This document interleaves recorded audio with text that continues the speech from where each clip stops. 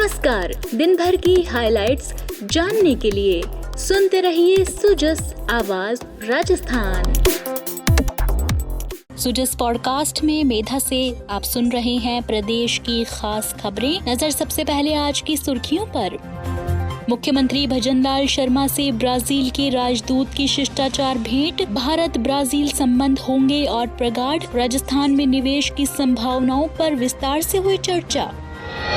लघु उद्योग पर मुख्यमंत्री की शुभकामनाएं। कहा, प्रदेश और देश की वैश्विक पहचान में लघु उद्योगों का योगदान अनुकरणीय।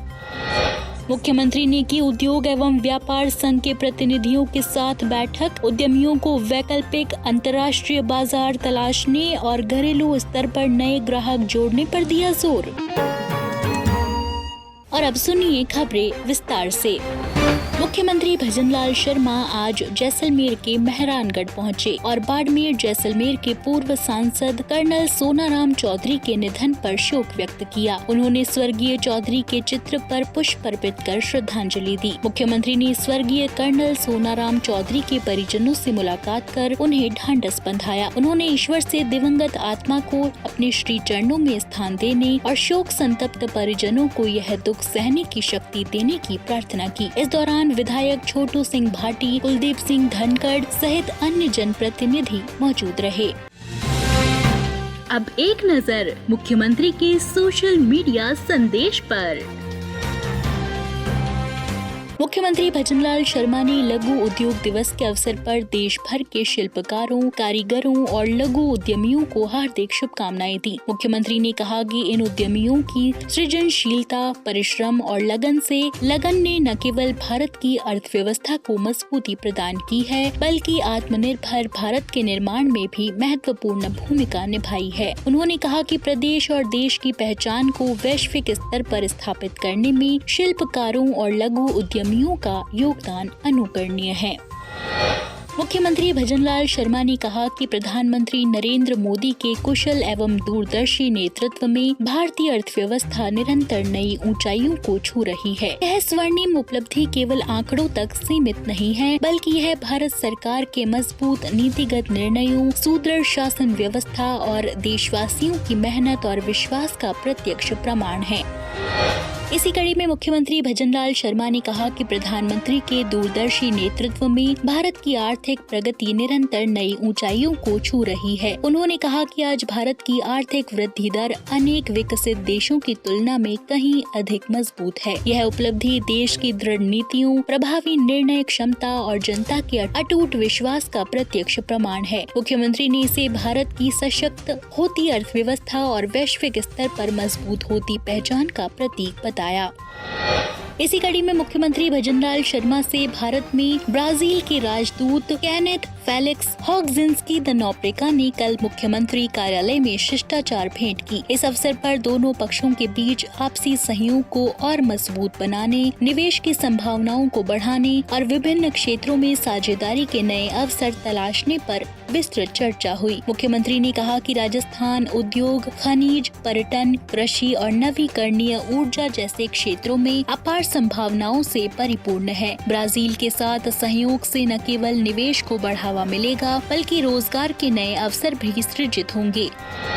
मुख्यमंत्री भजनलाल शर्मा ने कल मुख्यमंत्री कार्यालय में राज प्लास्टर 2025 मेगा एग्जीबिशन के पोस्टर का विमोचन किया। ये प्रदर्शनी 19 सितंबर से 21 सितंबर तक JCC सीतापुरा में आयोजित की जाएगी। इसी कड़ी में मुख्यमंत्री ने कल मुख्यमंत्री कार्यालय में दधीची जयंती समारोह 31 अगस्त पर आयोजित होने वाले कार्यक्रम के पोस्टर का विमोचन किया। इस दौरान राजस्थान प्रांतीय दधीची ब्राह्मण सभा के पदाधिकारी मौजूद रहे।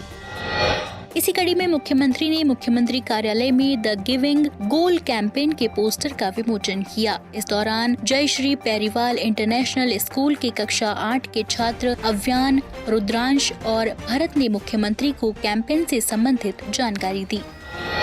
मुख्यमंत्री भजनलाल शर्मा ने कहा कि व्यापार और उद्योग जगत राजस्थान की अर्थव्यवस्था का प्रमुख स्तंभ है। रत्न, आभूषण, वस्त्र, हस्तशिल्प, चमड़े के सामान और अन्य उत्पादों ने न केवल देश में बल्कि विदेशों में भी अपनी विशेष पहचान बनाई है। उन्होंने कहा कि हाल ही में अमेरिका द्वारा भारतीय निर्यात पर लगाए गए 50% टैरिफ से राजस्थान के उद्योग व्यापार पर भी असर पड़ा है, लेकिन इस चुनौती को हमें अपने पुरुषार्थ से अवसर में बदलना होगा। मुख्यमंत्री ने कल मुख्यमंत्री कार्यालय में रत्न, आभूषण, वस्त्र, चमड़ा और हस्तशिल्प उद्योग से जुड़े उद्यमियों और व्यापारियों के साथ आयोजित बैठक को संबोधित किया। उन्होंने कहा कि उद्यमी एवं व्यापारी वर्तमान परिस्थितियों में अपने उत्पादों के लिए वैकल्पिक अंतर्राष्ट्रीय बाजार तलाशें और देश के अन्य राज्यों में भी नए ग्राहक जोड़ने का प्रयास करें। उन्होंने उद्यमियों से कहा कि वे अपने अनुभवों के आधार पर राज्य सरकार को सुझाव दें ताकि केंद्र सरकार से उन बिंदुओं पर सहयोग का अनुरोध किया जा सके। मुख्यमंत्री ने कहा कि प्रधानमंत्री नरेंद्र मोदी के नेतृत्व में केंद्र सरकार उद्यमियों और व्यापारियों की समस्याओं के समाधान के लिए गंभीर प्रयास कर रही है। भारत ने ऑस्ट्रेलिया, संयुक्त अरब अमीरात और ब्रिटेन सहित कई देशों के साथ महत्वपूर्ण व्यापार समझौते किए हैं, जिससे भारतीय निर्यातकों के लिए नए अवसर खुल रहे हैं। मुख्यमंत्री ने बताया कि राज्य सरकार नवीन नीतियों के माध्यम से प्रदेश में उद्योगों को बढ़ावा देने के लिए निरंतर काम कर रही है। राजस्थान निवेश प्रोत्साहन योजना 2024 लागू की गई है, जिसके तहत थ्रस्ट बूस्टर, ब्याज अनुदान, फ्रंट अनुदान और पावर इंटेंसिव जैसे लाभ उद्योगों को दिए जा रहे हैं। साथ ही राजस्थान निर्यात प्रोत्साहन नीति 2024 के अंतर्गत फ्रंट अनुदान, मार्केटिंग सहायता, निर्यात दस्तावेजीकरण सहायता, उत्पाद परीक्षण, प्रौद्योगिकी अधिग्रहण योजना, ई कॉमर्स सहायता और ECGC पुनर्भुगतान जैसे प्रावधानों के जरिए निर्यातकों को आर्थिक सहयोग उपलब्ध कराया जा रहा है। श्री शर्मा ने कहा कि राज्य सरकार पूरी तरह से उद्यमियों के साथ खड़ी है और उनके निर्यात को बढ़ाने में हर संभव सहयोग करेगी। बैठक में वित्त एवं उद्योग विभाग के वरिष्ठ अधिकारी, रत्न, आभूषण, टेक्सटाइल, लेदर और हैंडीक्राफ्ट उद्योगों से जुड़े प्रतिनिधि मौजूद रहे।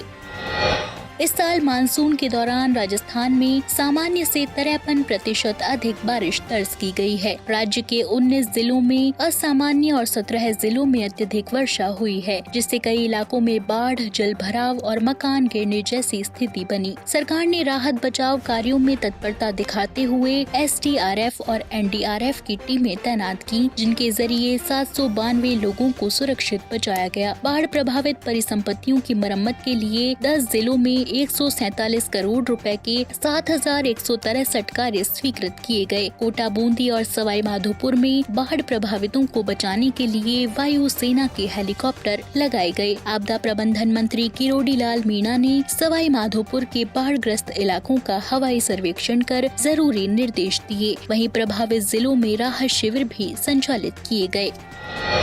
मुख्यमंत्री भजनलाल शर्मा ने अक्षय ऊर्जा के विकास को गति देने के लिए एक महत्वपूर्ण निर्णय लिया है। राज्य सरकार ने राजस्थान राज्य विद्युत उत्पादन निगम लिमिटेड को उपनिवेशन तहसील नाचना 1 के ग्राम बोडाना में 2000 मेगावाट क्षमता वाले सोलर पार्क की स्थापना के लिए कुल 3999.98 हेक्टेयर राजकीय भूमि आवंटित करने की स्वीकृति प्रदान की है। ये भूमि राजस्थान भू राजस्व नियम 2007 और विभागीय प्रावधानों के तहत सौर ऊर्जा उत्पादन के लिए कीमतन आवंटित की गई है। इस निर्णय से राज्य में अक्षय ऊर्जा क्षेत्र में निवेश और उत्पादन क्षमता बढ़ाने में मदद मिलेगी। राजस्थान को हरित ऊर्जा के क्षेत्र में अग्रणी बनाने की दिशा में यह एक महत्वपूर्ण कदम है।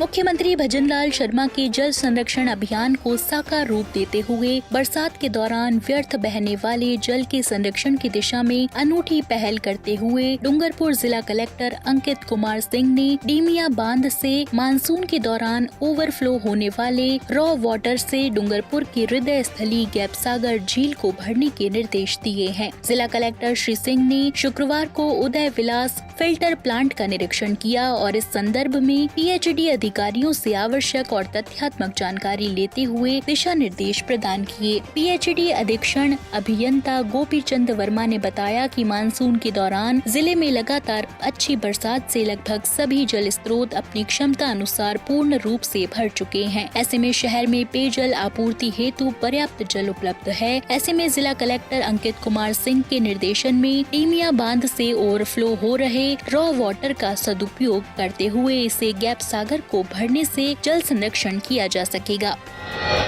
तो आज के सुजस पॉडकास्ट में इतना ही। मेधा को दीजिए इजाजत, कल फिर होगी आपसे मुलाकात। तब तक बने रहिए सुजस आवाज राजस्थान के साथ। नमस्कार।